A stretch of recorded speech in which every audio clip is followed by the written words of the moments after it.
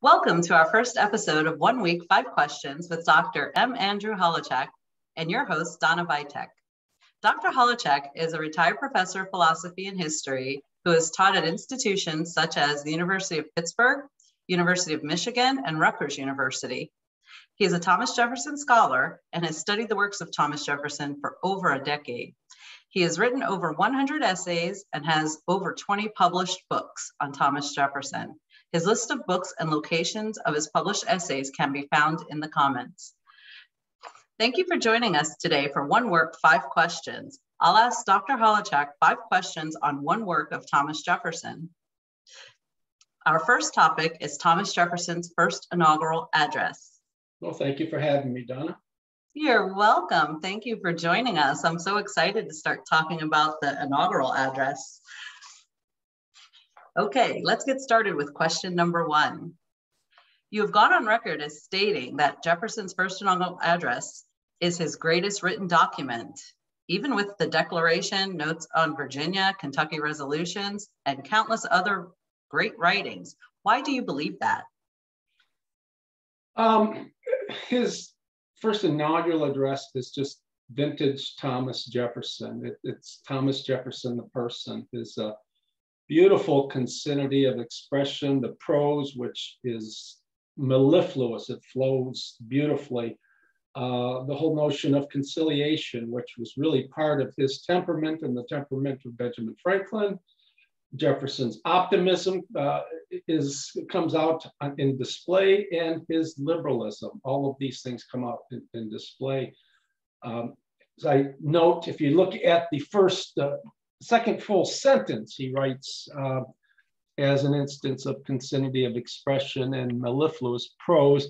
He writes, "A rising nation spread over a wide and fruitful land, traversing all the seas, with the rich productions of their industry, engaged in commerce with nations who feel power and forget right, advancing rapidly to destinies beyond the reach of the mortal eye, M dash. When I contemplate these transcendent objects and see the honor," and so forth. The idea here, how beautiful it is for him to start off with the imagery, right? The rising nation spread over a wide. He sucks his audience in through the imagery. Then he goes on to say, when I contemplate these transcendent objects.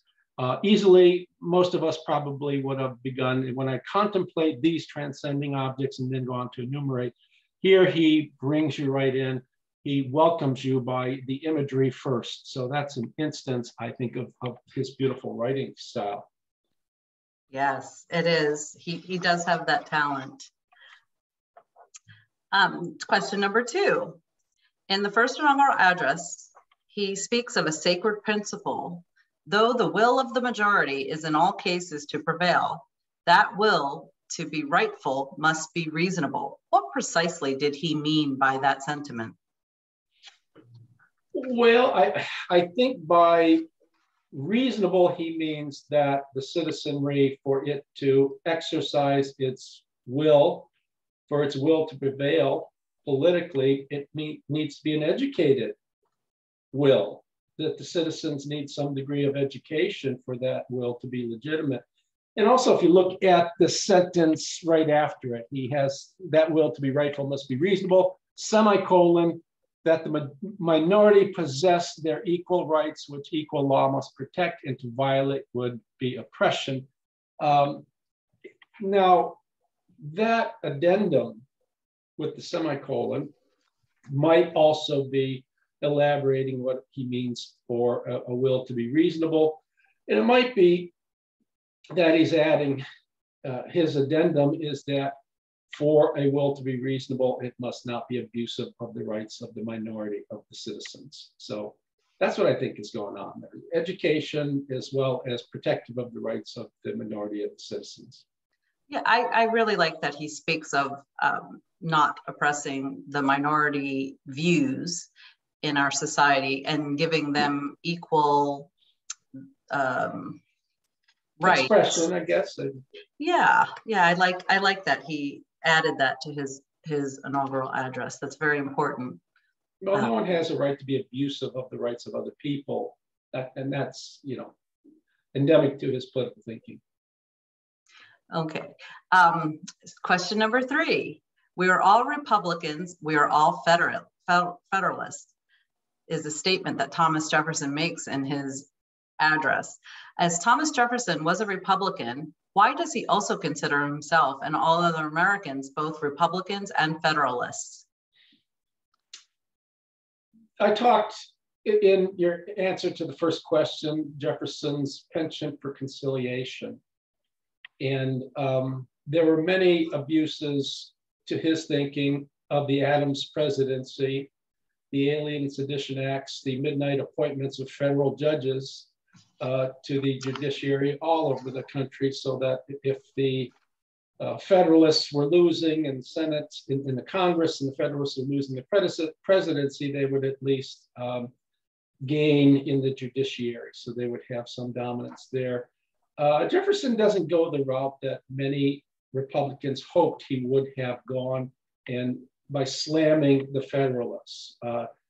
He does just the opposite. He invites them in. He draws in the Republicans to dine, as it were, with the Federalists. It's a plea for unity. It's a plea for conciliation. Now he says we call ourselves different names in a manner of speaking, but we all believe in the same things. We have the same vision of the good life.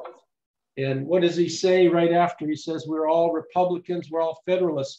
He says, if there be any among us who would wish to dissolve this union or to change its Republican form, let them stand undisturbed as monuments of the safety with which error of opinion may be tolerated where reason is left free to combat it.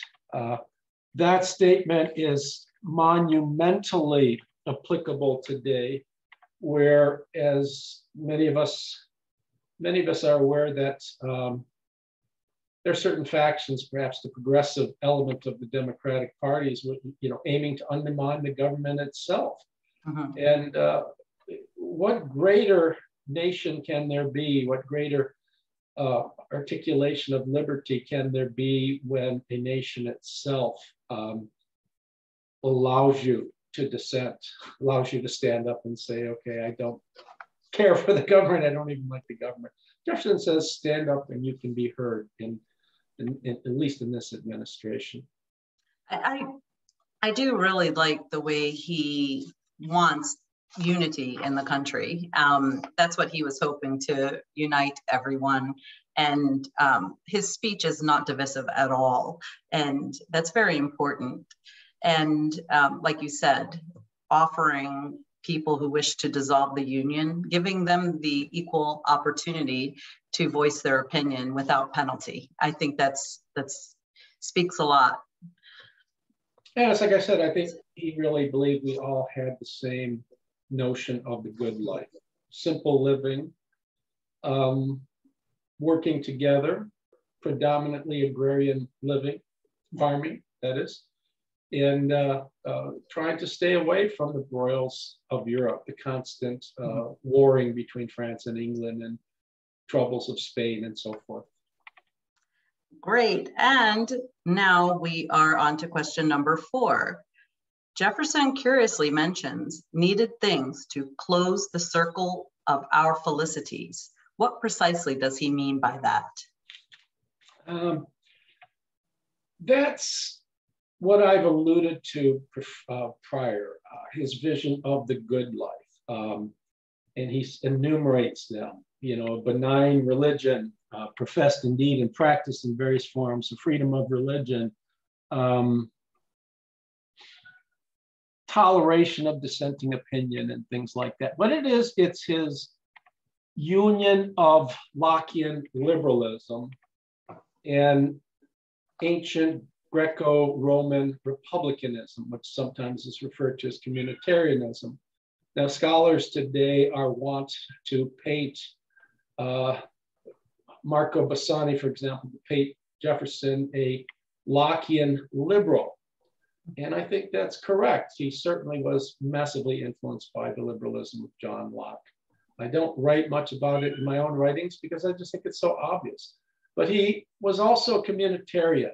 So he was wedded to the republicanism of people like Cicero and even Plato and Aristotle and others like that. So it's a mistake to paint him as one or the other. He was a combination of both. And I've called that in my first book, liberal eudaimonism. So it's liberalism, not as an end, as many paint him to be, Connor Cruiser Buying, but it's liberalism as a means towards the good life.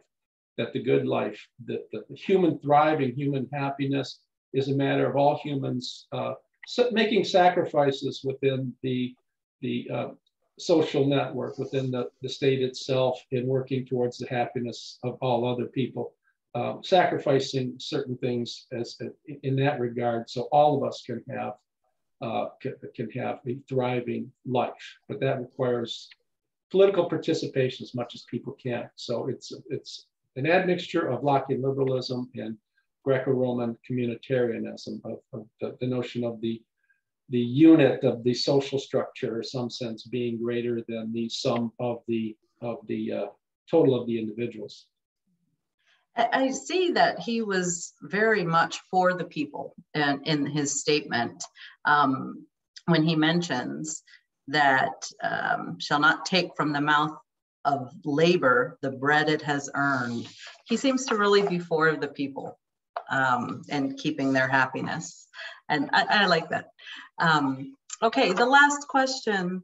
Describe the essential principles of our government that Thomas Jefferson offers. There are 14, but if you would elaborate on the most essential ones, that would be great. Yeah, he mentions equal and exact justice. He talks about the sovereignty of the individual states. That, to me, is a very important point.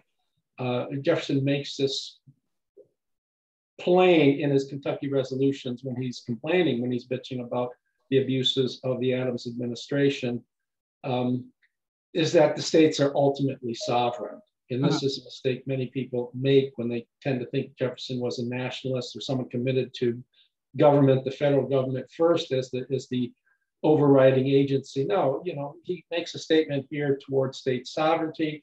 And then he talks about the federal government's role to secure peace. In other words, to secure the rights of the individual citizens and to conduct itself honorably in foreign relations. That's what the federal government's job is for Jefferson. It's not to interfere and tell us what our vision of the good life ought to be, as it does today. Now we are, something like $30 trillion in debt. That is an enormous government. Jefferson would not have had anything, he wouldn't have recognized the country today. Commitment, the most essential, I say most essential, and it's sort of an oxymoron because essentiality obviously doesn't matter degrees, but the most important principle is the vox populi, the voice of the people, the principle that government is driven by the will of the majority. And that for him is always the driving force. He makes that clear in several letters and in numerous writings as well, that the voice of the people, and this goes back to rightful must be reasonable. If the people are sufficiently educated, generally educated, we have a right to trust them because each is born with a workable moral sense, and each person is born with moral integrity.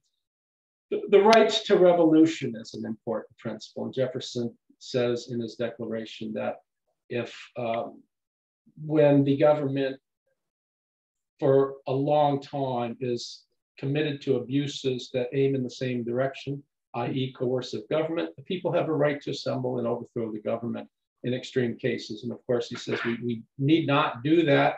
We need to be very careful when we do that. I go back to today, our government today, where the leftists and the rightists are constantly clashing and bitching at each other. And you ask, where is the voice of the people in all of this? Is the left, is the right listening to the voice of the people? They're fighting with each other for political control, more than likely being manipulated by special interest groups and the many billions of dollars being tossed around to politicians. Jefferson wouldn't have recognized the country. Instead of a standing army, a militia. Jefferson wanted a militia. He always thought standing armies are needlessly expensive, and they will involve ourselves eventually in war. If we have an army sitting around doing nothing, we're going to want to put it to use. He says quick and honest payment of debts. And he was to a fault with Albert Gallatin in his cabinet, wonderful when it came to the United States trying to balance the budget, pay its debt. Okay, and something I know that's very dear to you is freedom of religion. Yes. There's so many different religions in the country. It's not right, as it was when we were under British yoke, for Anglicanism to be the state-sponsored religion, for people who are not Anglicans to be paying taxes and supporting Anglicanism as the state religion. And so he wanted a severance of religion and the state itself. So those are, I think about 8 or 9 of the 14 principles to which you referred. And I covered them, at least insofar as they shed some light on Jefferson's political thinking, his political philosophy. Thank you so much, Dr. Holowchak. And now we will conclude our show with ways to contact Dr. Holowchak. You can email him at mholowchak@hotmail.com. And you can also reach him on his Facebook page, Thomas Jefferson, Bring Him Home to Monticello, Citizens for Change. If you'd like to schedule him for a conference on Thomas Jefferson at your college or high school, that would be great. I will put the contact information in the comments as well. Thank you so much for joining us today. Well, thank you for having me. Look forward to another episode next week. Yes, yes. And we'll have another episode. Topic picked out? Yes, I think we're doing it on isn't it religious freedom, right? Yes. Bill for religious freedom. Okay. Yes. That's a short bill. Okay, so I look forward to doing that with you. Thank you for having me. Me and too. I enjoyed our time. Thank you. Bye-bye.